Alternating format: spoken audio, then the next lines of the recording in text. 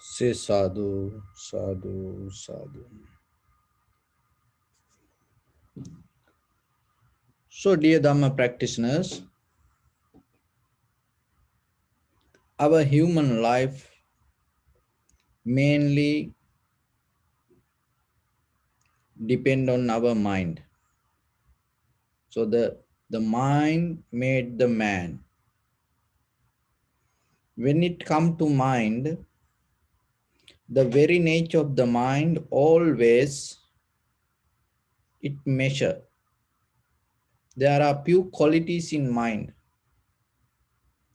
that undeveloped mind or is kind of like until you attain to enlightenment, you're going to have this kind of qualities. So one is the mind has, when it come to the ancient language, Sanskrit and Pali, we call this mana. So the mana or the mind has a nature to measure. The mind has the mano or the mana has a nature to always mana. So the mana is kind of like a measurement, measuring here and there, this and that. So like that, it always it is very capable and it always like to measure and divide. That is one quality of the mind, mana.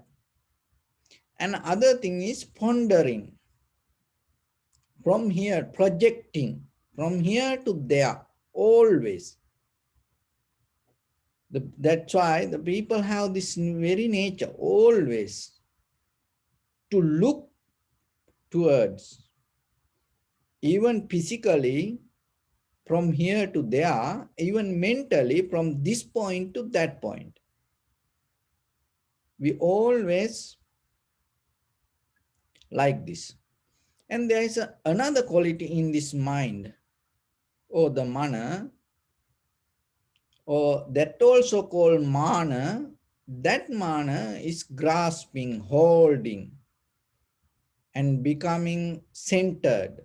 And with that centered, you developing kind of like a view. That also called mana. View also called mana. And when it comes to English language, the mind always develop the ideas. So the ideas develop the idols. This all the idol, the material things, whatever we create, it always come out of the mind, idols. So the ideas become idols. Another thing is the ideas bring the identity. Otherwise, your ideas cannot survive. Your idols cannot survive without identity. So the mana, the mind create the mana or the mana, it cannot depend without the views. So the views always come out of the center, self-centered mind. So the identity also come out of the self-centered mind. Until we attain to Nibbana, we go through this kind of pattern in ourselves. So this behavior of mind is always bring us the resistance. Why? Because once you become centered, once you create the identity, once you create a view, once you start to create idols, ideas, what happening? It always create resistance. It always create divisions. It always create the struggle arguments. The thing is, from birth, we like this through the culture, traditions, this everything. We like this kind of behavior ourselves. So this behavior we like and we maintain it, we nourish it. That is itself called life. So when it comes to that kind of life, deeply, that once we caught up with these things, once you caught up with the ideas, settle down with the ideas or the idols or the identity, you cannot see beyond that. It make you very limited. That is the disadvantage of the self-centered the mind. That is the disadvantage of the identity. Why? It make always limited us. So when it come to tranquility meditation and vipassana meditation, we develop a path ourselves to break down that identity, unplug that identity, have the connection with the mind or the thoughts or within our existence. Because once you unplug your identity from the very existence, it make you free to recognize that what is happening within yourself.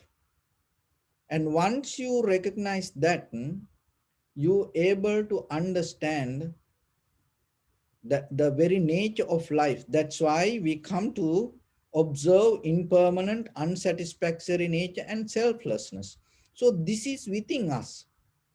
But still, if it is within us, why we cannot see? So then why you have to practice meditation? Why you have to develop a different art to see it? Because our identity, our ideas, or our idols, so these things, our views, not allow us to see it. So when you have the identity or the ideas, in the surface level, you able to become more comfortable with that. So that comfort, what will happen? That comfort allow you to go through the time and pass the time. But underneath that, this impermanent, unsatisfactory nature and selflessness happening always, and it is there, but we don't see. Why? Because we become more comfortable with the surface level. So through the samatha, in the beginning, what we does, we slowly break down this surface level of the comfort and start to access to underneath that and see. So breaking down, remember this, breaking down surface level of comfort, thus by tranquility meditation. So how you can do it? Rather than responding to your surface level of emotions or the ideas or the feelings, you just become neutral and observe. So in that very moment, what will happen? You, that means the observer, become separate from the pattern itself created inside the mind. Actually, when it come to observing the when we come to reacting to feelings, doesn't mean we really reacting to feelings. We really reacting to our own mind. So that is a deeper concept that when it go to vipassana, you can see that kind of things. But just practice point of view, remember that. Mostly when we see, oh, I like this, oh, I see this, this is beautiful, oh, this is so good, I feel so good. So you see in the surface level that you reacting to kind of like of something outside, but no, you reacting to deeper your mind. So when it comes to tranquility meditation, you slowly detach that reaction to your own mind. That is where the mind become free. So now you have an idea. So then where the mind get disturbed? That we think that the mind get disturbed from outside. If the mind get disturbed from outside, forever we going to get disturbed. No, the mind has capacity, and the mind get disturbed out of your own mind. So that's why you can develop an undisturbed mind. But if the mind get disturbed from outside by its own nature, then you cannot develop the undisturbed mind. No, the mind get disturbed out of your own mind. And also the mind become comfortable with things, not even the outside, it is become comfortable with your own mind. So in the tranquility meditation, we slowly access to the mind and allow it to settle down without reacting to it. So that is the very basic foundation you have to develop. So that's why with the primary mental object, we step by step, slowly follow and observe. So when it comes to that, once the mind settles down there, in that very moment, the mind become more sharp and clear. With that clarity, when you able to observe, and you can see the impermanent. So the impermanent is within the observer and also whatever that you observe, the both. It is not one thing, only one thing change. So mostly that sometimes that there are people saying, so the kind of like it's saying mind is an illusion. So sometimes people say this. So the mind is an illusion. And then sometimes people say, oh, I recognize my mind is an illusion. So if a person say that, listen this very carefully. If the person say in the beginning he had the idea the mind is an illusion. So then the same person say, oh, I recognized my mind is a illusion. So then that recognition also should be illusion. If the mind is an illusion, that recognizer also the whatever the mind that you recognize, or whatever the result you gain out of it, also should be illusion. But the very mistake that what we does, we come to ideas and then we analyze as ideas things, but we forget the analyzer. We forget who is observing, and we become deeply underneath. We become more permanent with the observer. Everyone, mostly you see that most of time. And when it come to in day to day, this impermanent concept, people recognize impermanent,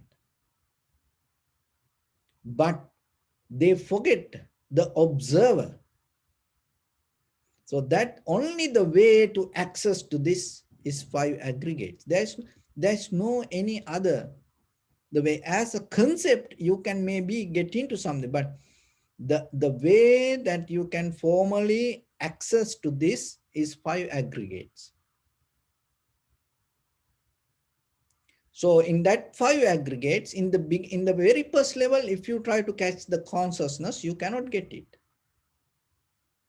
It's like a climbing a ladder. How you have to start from the bottom. You cannot just jump to the top. Then it's not going to become a ladder. So like that, in the very surface level, as I mentioned, the mind governs this world with the feelings. Don't try to go to consciousness. Mind govern this world with the feelings. People go with feelings. Look at every day that whatever the things that we hold it, the feelings. In a very reaction come out of the feelings. So if you don't see the feelings, if you cannot analyze the feelings, without analyzing and without recognizing the feelings, you cannot access to the consciousness. So that's why in the beginning, when the mind able to, in that tranquility meditation, when the mind able to not to react to your own mind, that is where you can see the feelings. That is what the samatha meditation, that samatha means settling down. Settling down with what? Settling down with the feelings. With, rather than reacting or feeding to it. Because if you feed it or react to it, you cannot see it. So once you see the feelings and how the feelings arise and how the feelings exist, change and disappear. Disappear not done, that doesn't mean it going to go away. It transforms to something. It becomes something else. So it always moving, changing. So once you see this nature within the feelings, then you know, then you are able to recognize sensation. So the sensation means the how deep the feeling. The feeling is the surface level. The sensation means how deep it is. So as example, when you touch, this is feeling. This finger, oh, and the sensation is the decided it is comfortable. Oh, this is enough. Oh, I getting hurt now. So like that is given by this the sensation. So sensation is the tool that take deeper into your mind. Whatever the feelings take deeper into. So then you're able to see that. And the formations. So that this has a deeper connection with the past. When according to the feelings strong and the sensation becomes stronger, and according to that, the reaction related to the past or the history and start to have communication. This entire process, the governed by the consciousness. There is nothing else. Beyond five aggregates, form, feeling, sensation, formation, recognition. There is nothing else. In conventional level, we say, oh, mind is an illusion, or the life is an illusion, world is an illusion. And but the recognizer, we make it permanent. From where we observe that illusion, that is the very important when it comes to vipassana level. But in conventionally, just remember, in day-to-day life, so why this is important for us? So because the very nature of the mind, centering, putting identity. So with that identity, you start to measure things, divide things. So then when it comes, I give you some few things that you can apply in day-to-day life, how this work. And sometimes we come to situations, we just say, oh, this is wrong. Oh, this is right. Oh, I like this. Right away, step back and start to look. In what point of view you able to see that way? Just right away, mentally do this as an exercise.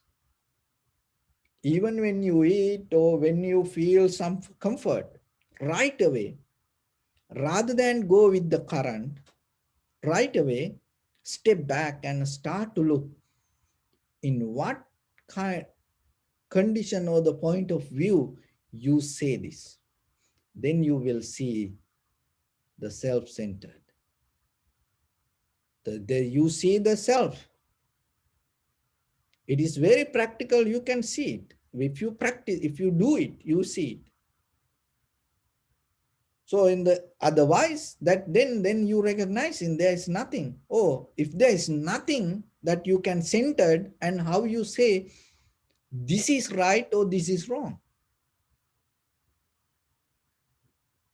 So that is where you can come to a point in conventional, in day-to-day life, and you can do a kind of like, it's just not the meditation, just you close your eyes and do. In day-to-day life, whatever you come to divisions or you try to come to divide things, arguments, conversations, just a little bit. Look into your mind and see. If you try to blame to somebody, claim something, just in that very moment, just look in what condition you do that. This is what mostly we missing. Why? Because we don't see ourselves. We don't see the subject. We just go with the object. So that is where you see and deeply that how this impermanent happening. So to access to that consciousness with the very first thing that you have to get into the feeling and see, and then it will take step by step, step by step. And once you go step by step, naturally, not by effort, not by thinking, just only practice point of view, we just say these things. Otherwise, this when it comes to recognition itself, there is nothing to think about this. You just see it. So When you go little by little, you naturally start to recognize this recognizer also moment by moment, moment by moment changing. And once you come to that point, another thing is unsatisfactory nature. Catch it with the feeling first. Don't try to go with the mind. So catch it the feeling and see that this is what. Once you come to the center, once you develop a self-centered mind, the what is happening, the always, this is the very nature of the samsara. Look very carefully. We may already get out of a problem, or we are in a problem, or we go towards a problem. That is the beauty of this sansaric journey. We may already get out of a problem, or we are in a problem, or we go towards a problem. If you are not like that, forget about meditation, or forget about this. Just keep going the way you go. But the very nature of the sound, how this is happening, because this unsatisfactory nature always take this life as a problem, everything as a problem. And underneath in our life, deeply micro level of, we have kind of like a unsatisfactory nature of the suffering. It is very, very sharp, and it is very deep. And most of time, averagely in day-to-day life, we do things, but deeper, we don't see that macro level of suffering. So it like this. When it come to child, and you tell about the life, and then you tell to the child, oh, you have to study, you have to do this, you have to do that. And then you make the child kind of like a fearful, afraid for the life. So then the child try to escape from that fear. And then what will happen? Itself, it become a struggle. And then the child go to school and study. And maybe go to school and study. Now you become so happy about the child. But now child, the early morning, wake up and get ready themselves and happily go to school and play with children. And then you look at the child and you say, oh, my child is so happy. But underneath, why that child go to school? Why in the first level you put the child to school? And what is the process? Because underneath that the child has the fear regarding not to suffer. So then that's why the child go to school. Even though play with children in the break time, the entire process, that is the micro level of the suffering, hold that moment. But the surface level is good. So another example, you are come to a situation in family. Now everything go, very difficult, unbalanced, hard time, arguments. So then you think, oh, we should go for a vacation and then fix this. Then you gather everything and you try to make your mind and become kind of like happy, and you make a vacation and you go with the family and everybody. And then when you go to very nice place, maybe beach or the mountain or somewhere, or the forest or safari, and you become happy in the moment. But you forget in the underneath the micro level of why you build this moment, not to really to be happy. That is the point that you have to understand, and that is where you have to be very careful, not to really to enjoy the moment. You build this moment just to pick something, just to get out of something. You cannot do that. Even though you go safari, you become happy, you're not going to get out of it. That is what the nature of the sansara. That is what we missing most of time. That is why it called most of the emotions leads us to suffering.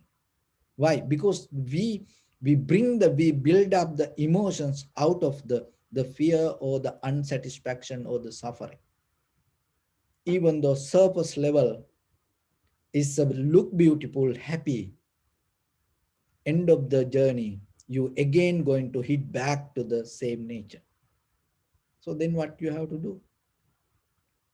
No matter what happened in life, when you build a new moment, make it new. You can do that. You can do that. Only thing that you have to have a kind of little awareness, wisdom to do that. You start to do it with the very simple, basic level of your life. So, but we try to cover the major things sometimes with the very little minor situation, and that is where the micro level of suffering, unsatisfactory nature hold underneath this life. So then yourself, when there is a situation come, to cover that situation, don't bring kind of like in the surface level we think, oh, that is a, no. But remember, it never going to get it. What you have to do this? If there is a situation, you have to go into it and finish it. Otherwise, get out of it. Don't try to cover it. So if you cover it, it's going to be there. So that is why mostly this unsatisfactory nature we cannot see in the surface levels. Why? Because we covered it with the lot of things. But if you see deeply, there is a life you can have without suffering. There is a life, there is a moment you can live a life without suffering. Because the suffering not come out of the situations. Suffering come out of the way we look about the life. So then when it come to the vipassana level of understanding, you don't hold it to views. You always keep the newness. With that newness, you don't need to attain to enlightenment, even in the conventional level. Just imagine, practice point of view, if you keep the newness in your conventional life, you become new. Get it, do it. Rather than even the life, rather than thinking about this is a struggle, oh, I have to do this, otherwise I going to fail, I have to do this, otherwise other people going to say this or do that. So without depending on others' opinions, just come to a point yourself, keep the crystal clear awareness and the freedom inside you. When you do something, then you will see what is the meaning of happiness. What is the meaning of without suffering living? Just have a moment of experience. When you're able to come to that point, that you will see you can achieve to that only by becoming selfless. Because when you come to a point self-centered or the holding, grasping, or the view, or the mana, or the measure, right back to go, you go right away, you go back to its center point. Once you go to the center point, you hold it and then you stuck there. But when When you get out of the self-centered mind, in that very moment, you reach to a moment to live without suffering. Conventionally, you can practice it. Conventionally, you can experience this. That's why the dharma you have to go through conventional. You cannot divide this or that and thinking, oh no, I'm not going to experience this anything. I'm going to completely go into a other side of the life. No, you have to take this life as life, but without becoming self-centered. You have to take everything as everything without becoming self-centered. So that is the power of the vipassana. So that is why step by step, we sitting and we try to practice and develop it within ourselves. And then naturally, once you develop that science in your mind and in day-to-day life, you can apply it. When you see something, when you look something, when you're having a conversation, right away, you come to a point to detach from the self-centered mind, and half of the problem disappear. Half of the arguments disappear. Half of the situation disappear. Other things you have to apply according to necessary condition. Once you get out of the self-centered mind, it is very easily you can see the necessary conditions, the all the the tangles and all these illusions, that all the mirage, that everything come when we come to the self-centered mind. So then remember your life in day to day, that whatever you do, try to practice yourself conventionally with your husband, wife, children, friends, and family members, so with your co-workers, anywhere, whatever situation come, get out of the self-centered mind. Be there, get out of the self-centered mind. Then you will experience something beautiful. And that beauty is the beauty of living. So, with that, I bless upon with this good practice. May all of you be well, happy, and peaceful. May no harm come to you. May no difficulties come to you. May no problems come to you. May you also have the patience, courage, understanding, and determination to meet and overcome inevitable difficulties in your life. During this time period, may everyone stay healthy and safe. And finally, may all of you attain supreme bliss of Nibbana. Sabbityo vajjantu sabbarogo vinasatu mate bhavatantarayo sukhi digayuko bhava. Ettavata cha ammehi sampadang punya sampadang sabbe deva numodantu sabba sampatti siddhya. Sabbe bhuta numodantu sabba sampatti siddhya. Sabbe satta numodantu sabba sampatti siddhya. Idamme punya kammang asavakkaya vahang hotu sabba dukkha pamuncatu. Bless you.